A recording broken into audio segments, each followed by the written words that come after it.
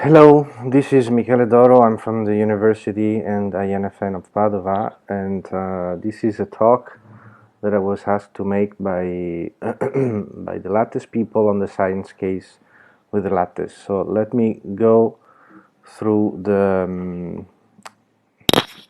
through some disclaimers first. Well, first of all, I have to apologize for not being able to come in person, and I wish you, of course, a fruitful meeting then and a useful discussion.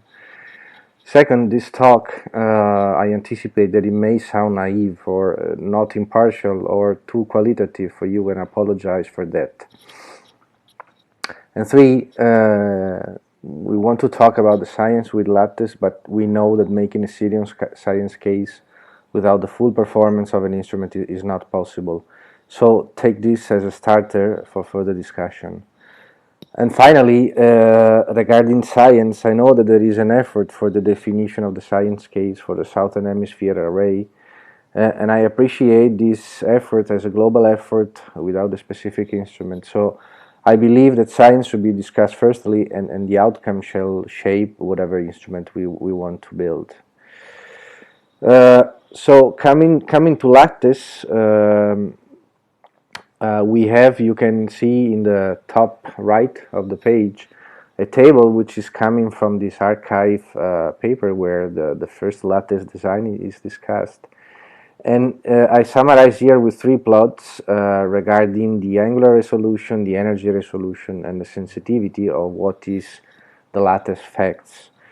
So we all agree and we all know that lattice will have a wide field of view and will have a large duty cycle, and we expect it to have an energy range between 100 GeV and several tens or hundreds of TeV. And in general, as a starter, although the final design is not fully simulated, I believe that compared to other instruments, we know that the angular resolution is not so narrow, as well as the energy resolution is limited. I believe of the two, the former one, the angular resolution, I think is acceptable for many science cases. But we should understand that this energy resolution of 50 to 100% is instead a strong drawback for making precise science, as we are doing in these years with the gamma ray astronomy installations. So what anyhow can lattice do, in my opinion? I think we should and we can classify the physics cases in four main classes. One is the fast monitoring of sources. We can have serendipitous flare hunting. This can allow trigger for other observatories, and this I call it fast because it's bright sources for short amount of time. We can do what is slow monitoring, meaning that we can track sources for several months and years and provide long baseline for TeV sources. This is something that we don't have and we cannot do with IACTs. Of course, we can do general astrophysics. We can provide this high energy TeV tail of any source. We can work, especially in synergy, with IACTs, and we can produce wide field of view observation, which is hard to get with IACTs. And finally, fourth class is, of course, what should be always there. It's the fundamental physics, exotics, physics, and even the unknown. So in the following, I will briefly discuss with you these cases in a rather naive way. It is clear that all design cases should suffer really a stress test against the actual performance of the instrument, and these procedures are only started for lattice. So my discussion will be qualitative, as I said. So what is fast monitoring for me? Well, we learned in the past years that we have also in the TeV huge variability. Basically, all kind of sources, radio galaxies, blazar, and FSRQs in the extragalactic sky shown extremely fast variability of the order you see in the plots 2 minutes, 5 minutes, 10 minutes doubling time. The flux doubles in so short amount of time. Other flux variability can last longer, days and weeks, but both of them, they obviously carry relevant information on what can be the acceleration mechanism, what can be an acceleration mechanism so fast to produce doubling time so short, where this acceleration mechanism can happen. Okay, so the variability of the sky is something extremely valuable, especially in these years. For example, this is slide number 7, we have started to discuss what we call fractional variability, which is you see in these plots, this is the fractional variability from the Markarian 421 and the Markarian 501, and it's the fraction of variation with respect to the frequency of the light. And you see, for example, in the leftmost plot, that the TeV variability as well as the X-ray variability is very large compared to others bands. For Markarian 501, the situation is slightly different. These plots suffer from coverage. They cannot be as much precise because not all instruments are there for the whole time, etc., etc. But it's a start, and of course, the learning of how the high energy tails varies with time is an important piece of the puzzle to understand the particle population, the acceleration efficiency, and so on. Okay, of course, to make this good, you need enough sensitivity to reach small enough time beams. But this is a land of uncertainty and opportunities for lattice, because while from the one end we are trying to decipher if, how much, and why this light curve among different wavelengths are connected, there is no clear picture so far, and not even in the causing energy range between the high energy and very high energy ranges. See, for example, the crab. This is, of course, connected to the underlying physics, but it's clear that there can be differences. Okay, so the learning of this is extremely valuable. This simply implies for now, for lattice, that we cannot create a valid statistical sample of flares, of flare intensity and duration at the TeV. We cannot really predict them, anticipate them, and even number them for now. However, it is obvious what is the validity. Not only we can track these flares if they are intense enough, but once a certain flare is detected, lattice can become a TeV flare hunter and trigger CTA. Now, what we tried to do in this archive paper was to estimate the performance of lattice for flare. Actually, this is only the low energy part of lattice, what is called core. So by simply using the sensitivity, we try to compute the prospect for real and benchmark flare, like these Markarian 421 strong flares, the 1ES 1011 plus 496 flares, and this benchmark flare of 2.55 and 7.5 crab units. It's clear, see the blue line, that when the flare is extremely bright and strong, even at 3 sigma in 5 minutes, you can detect it. However, more standard flare like 2.5 crab units need at least 1 hour duration, which is something that we see.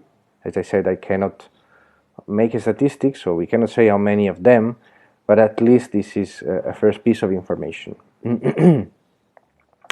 Other flares that we know they occur in the sky, at least in other energy bands, is this gamma ray burst. In the TeV, the instrument that has probably devoted more time than others to gamma ray burst is MAGIC, and we have like 90 or more gamma ray bursts of the TeV followed up, but no significant hints at any of the target has come. So are they bright in TeV or not? Do they emit at the TeV or not? Of course, for MAGIC, pointing and follow-up strategies is never optimal because it's a small field of view instrument. How many gamma ray bursts do we follow up? For how long do we follow them? All in all, how many actually are expected at the TeV? This is an unanswered question, and it's obvious, naive, that gamma ray bursts will be in the core program of a lattice, okay, whose eyes are always pointed at the sky. Um, what are these flaring sources then, besides what we have seen in active galaxies and gamma ray bursts? It's not only them. There is the possibility that galactic targets emit at the TV and in flares. We know the jets can be bright in the galaxies and can be emitted at the TV. But we have other things in the sky which are fast gamma ray bursts. It's, for example, this so-called fast radio burst. There are primordial black holes which can be evaporated in these times according to their mass. This can result in very bright flashes, very short, below the second, which will go totally undetected by IACTs. First of all, because you don't know where they will happen, so you cannot point the telescope, but also because they are very short. So once lattice is there and it's pointed at the sky, in principle, such a search can be made. And who knows, there can be other flares. I believe with this flare there can be a large space for serendipity. Now, what is slow monitoring for me? Well, we saw already and we discussed what is the importance of multi-wavelength and the connection, but we saw also that we have to observe the target for many years and as long as possible in order to gather information, because the baseline is varying, the connection between wavelength is changing, etc., etc. The polarization too. So multi-year campaigns are important. This is an example for the Markarian 421, where Magic made a large campaign with Swift, New Star, Fermi, Veritas, and you see how these are two snapshots in the violet lines of the SEDs, and you see how this the SED not only the flux increase, but also the position of the peak increase. And how do you explain this? There can be different population than the baseline that is swept up, the same population which increase the energy and receive a boost. Who knows? I mean, only baseline, large baseline emission will prove it. So it is clear that the monitoring should be dense, and then it's good to have an instrument with wide field of view. Another example of a different kind is that there are even targets in the sky which may have periodicity, like this PG 1553. 53 is the first gamma ray blaster with a compelling evidence of a quasi-periodic modulation. This is 2 years modulation. It was observed in Fermi, for example, in optical. Magic is trying to see it in the TV, although not very successfully so far. But of course, how do you explain a periodicity of 2 years in a blaster? There can be jet precession mechanism and so on. I mean, I don't want to go into the details, but of course, it's important to have an eye there which stays there for as long as possible, and this is lattice. Provided the sensitivity it's good in a minimum time being which is not too large. Otherwise, you dilute any information. So as for this monitoring, it's obvious again that long term can carry more information than snapshot. It's also important that these may also drive the way CTA will design its observational program, and as targets there are these extragalactic, but why not, maybe galactic targets too at the TV. Surely serendipity may be expected, and of course this is only true provided enough sensitivity in the sub-TV range is reached. Again, prospects are to be computed here. As for the general astrophysical item, we know that there is a thing, the sea of things to see. These are some physics case, these are galactic targets, these are extragalactic targets. The gamma ray sky is so wide and there are so many things to do. I would say that as a summary, as a unique thing, one thing that lattice can do is to provide the high energy tail of any source that CTA can observe. We have seen that the current IACTs, I mean, with Magic, and Veritas, we can get information of the sources in about 2 orders of magnitude range in energy. Okay, and we know that this is limiting. So CTA will solve this issue by going from few tens of GeV to hundreds of TeV, and that's good, that's very important. You have a lever arm for your studies, you can see shapes in the spectrum. However, at the highest end, the statistics will always be an issue, and so it's good to have a second instrument like LATTES there. This is, say, the red point in the figure. So, as a general science-wise case, we know that hadronic, for example, and leptonic model have different shapes, and the synergy between IACTs and EAS detectors can hopefully help in answering this question on a wide range case. As for the unknown and the fundamental physics, we know dark matter is one of the hottest topics. We know we have several hotspots in the sky, like the galactic center, or its halo, dwarf galaxies, galaxy cluster, and what's called dark lamps. We know that some of them, like the galaxy cluster, are too extended for ACT, like the Virgo case. It doesn't fit into the field of view of the telescope. We also know that dark matter targets are steady, so it's good. With lattice, you can integrate over them for many years.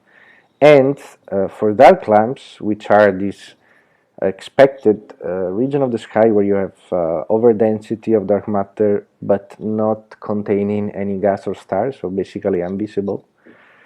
Only wide field of view instrument can detect them, because they will be bright only in gamma rays, and only by integrating large fraction of time you can have a chance to look at them, and that's good for CTA. There is also the possibility that of the observation of some anisotropies in the dark matter sky, but you need to have there a good sensitivity and angular resolution.